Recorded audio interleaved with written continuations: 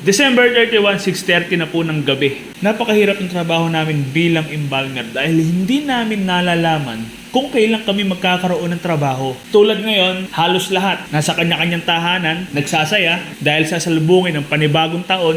Pero eto ako, nandito ako sa loob ng morgue, magbabalsamo. At ang babalsamuhin ko nga po pala mga kamorgue ay 4 na taong gulang. 4 years old lang to. Hindi ko alam kung lalaki o babae eh. Pero yung bata na babalsamuhin ko po na yon ay galing pa ng Bacoor, Cavite. Yung babalsamuhin ko na yon, bali wala pa siya rito sa loob ng morgue. Nasa biyahe pa lang sila pa uwi at huling update sa akin ay nasa Bolualto na daw sila. Medyo malapit na rin yung kaya lang. Sigurado, pag uwi namin mamaya, aabutan na kami ng putukan.